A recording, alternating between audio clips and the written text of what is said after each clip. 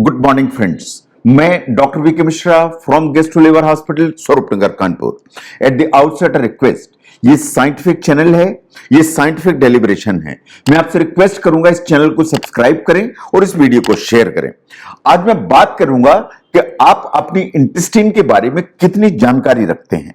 जो आंत है वो आप कितना उसके बारे में जानते हैं, इसके बारे में बात करूंगा मैं आज। सबसे पहले देखिए कि अगर मैं आंत को बिल्कुल खींच के रखूं तो आंत की लंबाई कितनी होती। कभी आपने सोचा क्या ये सिर्फ 2 फीट की होती है, या अप्रोक्सीमेटली 8 फीट की होती है, या अप्रोक्सीमेटली 15 फीट की होती है? कभी आपने सोचा कि आपकी आंत कितनी लंबी होती है? एक्चुअली जो आंत है वो 15 फीट से ज्यादा लंबी होती है।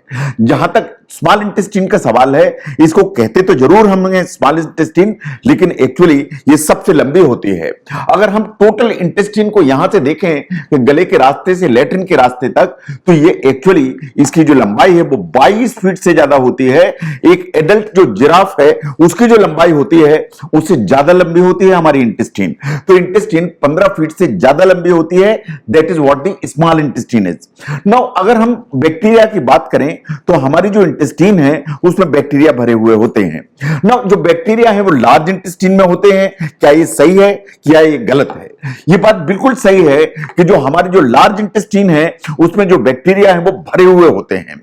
ये जो बैक्टीरिया है कुछ हेल्दी होते हैं, कुछ अनहेल्दी होते हैं। सिर्फ एक ही स्थिति है जब आपकी इंटेस्टाइन में बिल्कुल भी बैक्टीरिया नहीं होते, वो है जब आप वास्तव में मां के पेट में होते हैं। जब आप मां के पेट में होते हैं तो आपकी इंटेस्टाइन में कोई बैक्टीरिया नहीं होते, बट एक बार आपका जन्म हुआ, एक बार आप बॉर्न हुए, तो आपकी जो इंटेस्टाइन है उसमें बैक्टीरिया होंगे ही होंगे। और उसमें जो बैक्टीरिया है वो डोमिनेंटली 99% वो हमेशा लार्ज इंटेस्टाइन में होते हैं। ये जो बैक्टीरिया है वास्तव में बहुत सारा आपके लिए काम करते हैं। आपका जो फूड है उसको ब्रेक डाउन करना, आपको बहुत सारी इलनेसेस से बचाना, बट इनका जो काम है वो बहुत इंपॉर्टेंट है। नाउ अगर हम ध्यान से देखें कि जो डाइजेशन की जो प्रोसेस है जिसमें इंटेस्टाइन आपको हेल्प करती है, वो क्या हेल्प करती है? क्या ये वाटर बैलेंस बनाती है, या बहुत सारे न्यूट्रिएंट्स या विटामिन्स को एब्जॉर्ब करने का काम करती है, या दोनों काम करती है? वास्तव में इंटेस्टाइन दोनों काम करती है। जब भी आप कुछ खाते हैं तो लिवर और पेनक्रियास की हेल्प से आपकी जो इंटेस्टाइन है, जितना भी आपने मटेरियल खाया है उसे जो न्यूट्रिएंट्स निकलते हैं उनको ब्लड स्ट्रीम में भेजती है, और इस ब्लड स्ट्रीम से आपकी पूरी बॉडी को जो न्यूट्रिएंट्स हैं वो सप्लाई होते हैं। चाहे वो कार्बोहाइड्रेट्स हो, चाहे वो प्रोटीन्स हो, चाहे वो फैट्स हो, चाहे वो विटामिन्स हो, वो पूरी बॉडी में आपको सप्लाई होते हैं। एंड जो वेस्ट मटेरियल है वो वास्तव में लैट्रिन के रूप में बाहर निकल जाता है, और ये सब एक 24 घंटे के अंदर इंटेस्टाइन कर देते हैं आपको। नाउ द क्वेश्चन इज कि जब आप खाते हैं कुछ यहां से, तो जो लैट्रिन के रास्ते से निकलता है इसमें कितना टाइम लगता है? क्या ये 3 घंटे में जर्नी पूरी हो जाती है? क्या ये जर्नी 1.5 दिन से 2 दिन का टाइम ले सकती है? क्या ये 1 हफ्ते का टाइम ले सकती है? तो नाउ क्वेश्चन इज कि यहां से लगा कि लैट्रिन के रास्ते तक ऑन एन एवरेज कितना टाइम इन्वेस्ट हो जाता है? अगर हम ध्यान से देखें तो जो time invested in general is 1.5 से 2 दिन का टाइम। 1.5 से 2 दिन का टाइम लग सकता है कि जो आपने खाया वो पूरा डाइजेस्ट हुआ और लैट्रिन के रास्ते से जो वेस्ट मटेरियल है वो निकला। नाउ जब भी आप कुछ खाते हैं तो प्रोसेस कहां से चालू होती है? आप मुंह से चबाना चालू करते हैं। जब ये पेट में पहुंचता है तो ये ब्रेक डाउन होता है, क्योंकि पेट के अंदर एसिड होता है, बहुत सारे एंजाइम्स होते हैं, और ये इसके नीचे जब स्मॉल इंटेस्टाइन में जाता है तो स्मॉल इंटेस्टाइन में ये फर्दर ब्रेक डाउन होता है, और इसमें से विटामिन्स, न्यूट्रिएंट्स ये सब एब्जॉर्ब होते हैं, मिनरल्स एब्जॉर्ब होते हैं जो आपकी बॉडी में चले जाते हैं, और इसके बाद जो वेस्ट मटेरियल बनता है वो वास्तव में लैट्रिन के रूप में निकल जाता है। तो अगर हम ध्यान से देखें कि 1.5 से 2 दिन का टाइम लग जाता है पूरी की पूरी प्रोसेस को कंप्लीट होने में कभी कभी, लेकिन ये इस पर डिपेंडेंट है कि आपने क्या खाया और आपने कितना खाया। ये 2 चीजें हैं जो डिटरमाइन करेंगी कि कितना टाइम लगेगा। तो इसलिए 1.5 से 2 दिन एवरेज माना जाता है कि इस पूरी प्रोसेस में लग सकता है।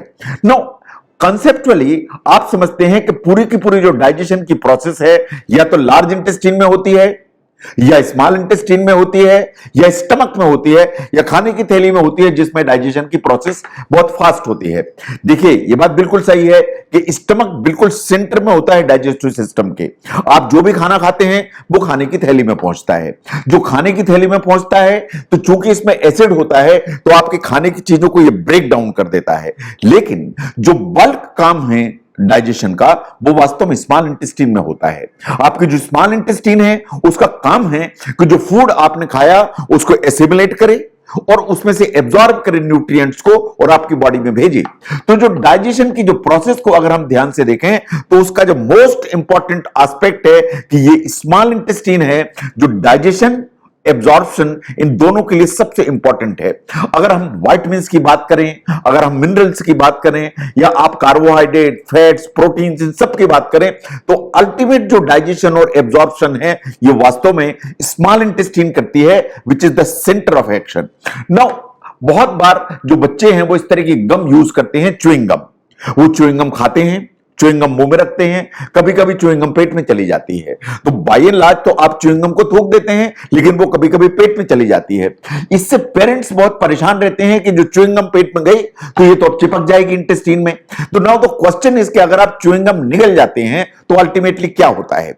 आपकी जो इंटेस्टाइन इसको डाइजेस्ट करती है या आपके इंटेस्टाइन में जाके ये च्युइंगम चिपक जाती है या ये इंटेस्टाइन से पास होके लेट्रिन के रास्ते से निकल जाती है।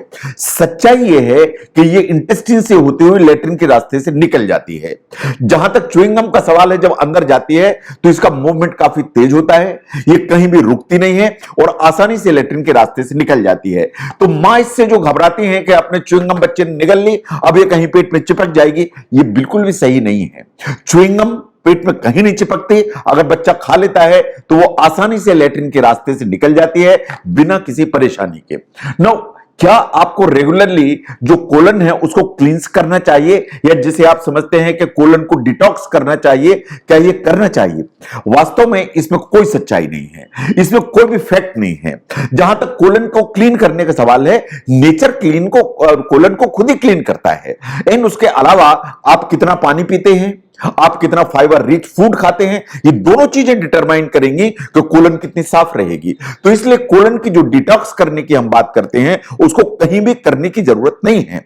नाउ कोलोनोस्कोपी जैसी जब जांच आपको कराने की जरूरत पड़ती है तब जरूर आपको पीने के लिए कुछ दवाई दी जाती है ताकि कोलन साफ हो जाए और उसका जो एग्जामिनेशन वो प्रॉपरली किया जा सके। तो ये कोलन को साफ करने के लिए आपको कुछ मटेरियल दिया जाता है, लेकिन ये डिटॉक्स कोलन थेरेपी का हिस्सा नहीं है। तो इसलिए कोलन को जो एक डिटॉक्स थेरेपी की बात होती है या कोलन क्लींस की बात होती है, वास्तव में साइंटिफिकली कहीं से रिकमेंडेड नहीं है and it is not needed. अगर आप अच्छी मात्रा में पानी पीते हैं, आप अच्छी मात्रा में फाइबर रिच फूड खाते हैं, तो आपकी जो इंटेस्टाइन है, पर्टिकुलरली लार्ज इंटेस्टाइन, अपने आप क्लीन रहती है, आपको परेशान होने की जरूरत नहीं है। Now look at the coeliac disease. एक बीमारी होती है जिसे सीलिएक डिजीज कहते हैं। लोग कंफ्यूज रहते हैं कि जो सीलिएक डिजीज है उसमें वास्तव में क्या इंटेस्टाइन डेयरी प्रोडक्ट्स को नहीं पचा पाती, यानी क्या दूध की चीजों को नहीं पचा पाती? क्या जो इंटेस्टाइन है वो सोयाबीन को नहीं पचा पाती? क्या जो इंटेस्टाइन है वो ग्लूटेन या गेहूं के जो प्रोडक्ट हैं या व्हीट प्रोडक्ट हैं इनको नहीं पचा पाती? तो ये क्वेश्चन है, तो वास्तव में सच्चाई क्या है? अगर हम सीलिएक डिजीज को ध्यान से देखें तो जो सीलिएक डिजीज है इसमें हमारी जो छोटी आंत है, स्मॉल इंटेस्टाइन है, इसकी जो सरफेस है या जो मिकोजा है वो डैमेज हो जाती है। वो जो डैमेज हो जाती है तो जो छोटी आंत की जो मिकोजा है, इसी का काम है कि जो आप खाएं उसमें से जो न्यूट्रिएंट्स हैं उनको एब्जॉर्ब करे और आपकी बॉडी में लगाए। तो अगर इसकी सरफेस डैमेज हो गई है तो जो न्यूट्रिएंट्स हैं वो आपकी बॉडी में नहीं जाने पाएंगे। अगर ऐसा है तो आपको बहुत सारी प्रॉब्लम्स होंगी, इन द सेंस कि आपको पेट में दर्द आएगा, आपका पेट फूलेगा, आपको जो वेट है या तो लॉस होगा, कभी कभी कॉन्ट्राडिक्टरी गेन भी हो सकता है, और आपको बहुत सारी थकान, स्लीपिंग प्रॉब्लम्स, इस तरह की चीजें हो जाती हैं। अगर हम ध्यान से देखें तो जो सीलिएक डिजीज है वास्तव में ग्लूटेन की एलर्जी मानी जाती है। जो ग्लूटेन है वो उस तरह का प्रोटीन है जो गेहूं में पाया जाता है, जो बार्ले में पाया जाता है, जो राई में पाया जाता है, शायद कुछ ओट्स में भी पाया जाता है। तो ये जो ग्लूटेन नाम का जो प्रोटीन है ये वास्तव में स्मॉल इंटेस्टाइन की जो इनसाइड सरफेस है उसको डैमेज करता है और डैमेज करके आपको जो एब्जॉर्प्शन की प्रोसेस है उसको गड़बड़ करता है। इसे कहते हैं सीलिएक डिजीज। तो सीलिएक डिजीज में जो प्रॉब्लम है वो ग्लूटेन से है, जो गेहूं में है, बार्ले में है, राई में है, ओट्स में है। नाउ अगर इरिटेबल बाउल सिंड्रोम आपको है तो वास्तव में इन तीन चीजों में से क्या चीज से आपको बचने की जरूरत है? क्या आपको ब्रोकली से बचने की जरूरत है? क्या आपको स्वीट पोटैटो या शकरकंदी से बचने की जरूरत है? क्या आपको बनाना से बचने की जरूरत है या केले से बचने की जरूरत है? अगर हम ध्यान से देखें तो ये ब्रोकली जैसे जो प्रोडक्ट हैं या जो ब्रोकली जैसे जो वेजिटेबल्स हैं, ये प्रॉब्लमेटिक हैं।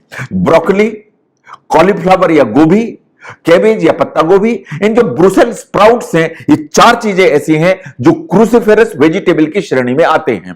नाउ द प्रॉब्लम इज कि इनको क्रूसिफेरस जो वेजिटेबल्स हैं, इनके साथ में ये प्रॉब्लम है कि इनमें विटामिन्स और बीटा कैरोटीन, ये दोनों तो बहुत अच्छी मात्रा में होता है, इन दोनों हमारी बॉडी को चाहिए। लेकिन जितने भी क्रूसिफेरस वेजिटेबल्स हैं, इनको नाम ही इसलिए दिया गया क्योंकि इनकी पत्ती में क्रॉस लाइक पैटर्न होती है, जैसा आपको फोटोग्राफ में दिखाई दे रहा है।